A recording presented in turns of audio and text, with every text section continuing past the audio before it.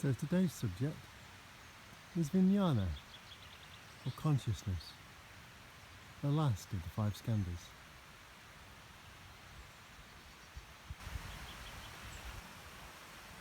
And I thought it might be quite nice to come up here to the oak woods at the west side of Dharma in order to talk about it.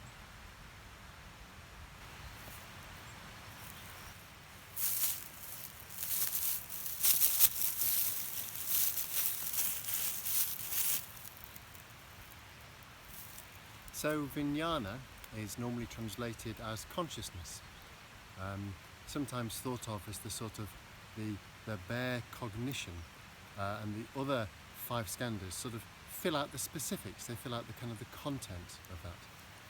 Now, as I said early on when we were talking about rupa, experientially you can't really separate mind from objects.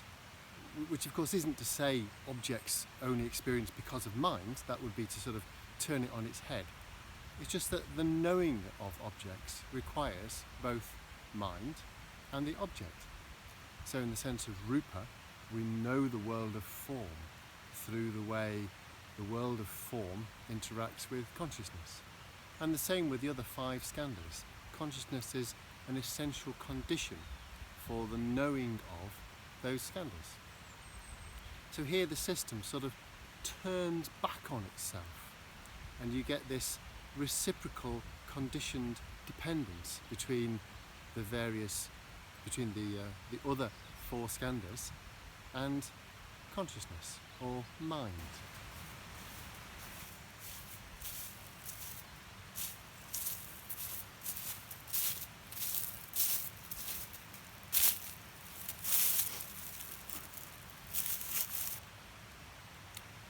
So, consciousness or mind isn't separate from its contents, from experience, and the objects of mind can only be experienced in mind. There's this sort of feedback loop, or this co-conditioning relationship between mind and its context, between Vijnana and Namarupa. This relationship is explained in a couple of suttas in the Pali Canon quite nicely. So the preceding skandhas held in mind, in consciousness, form our world. This is our experience of ourselves and experience of our world as one sort of complete entity, if you like. And it's from this that our sense of ourselves as having experience resolves. It resolves from this complex. It resolves by not seeing the conditioned nature of this complex between the various elements of the 5 skandhas.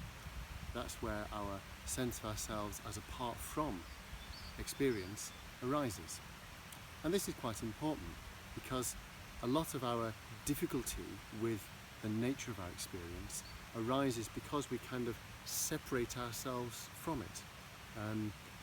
Not that experiences aren't actually painful or pleasant, or not that, we're not even trying to refute the sort of thingness of things in a way.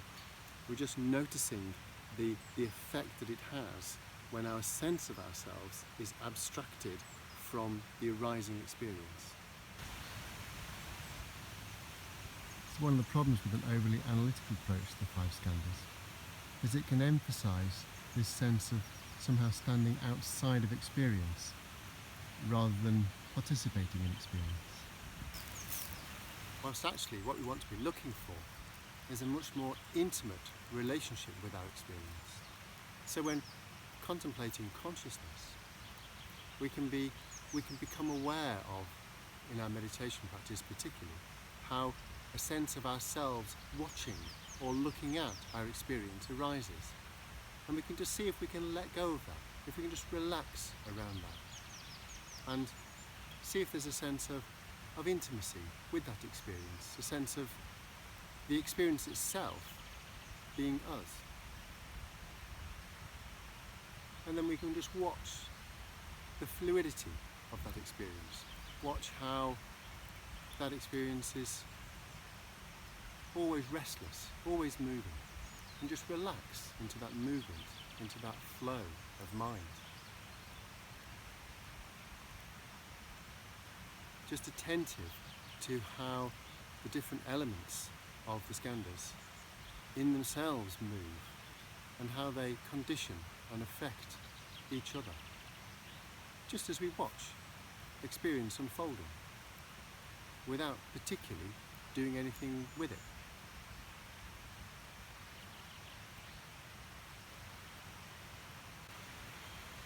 So although we might start with analysis or investigation, what we need to do is move towards intimacy, awareness, and watching the unfolding of mind.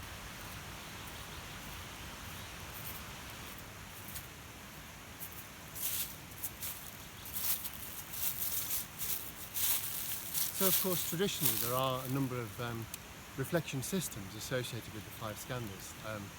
There's something called the 20-fold refutation of self. You know, these reflection systems are very useful, but I'm not going to go into them just now because this is a short video. I think the main thing that I find helpful in all of this is just that watching of the conditioned nature of experience and watching the mobile and mutable nature of experience, whilst releasing a sense of there being something behind that experience or outside of that experience. And when we do this, what we find is that there's a sort of freeing up, a sort of opening out, or a flexibility of mind that makes difficult experiences a little bit easier to bear. They're a little bit less sort of compelling, they're a little bit less tight and formative. And pleasurable experience also becomes something which is looser, which flows more, which is kind of more open, and therefore we're less likely to attach to. So we're less likely to push away, and we're less likely to hold on to. And we're more likely to just be interested in the nature of what's arising. In this way, something of that sense of freedom of mind, of freedom of heart, starts to slowly creep into our world, starts to slowly creep into our lives.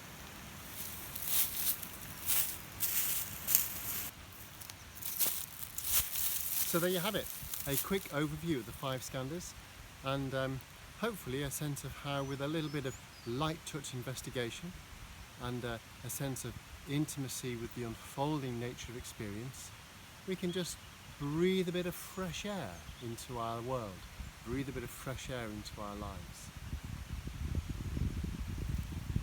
And it's a gorgeous evening, still no rain.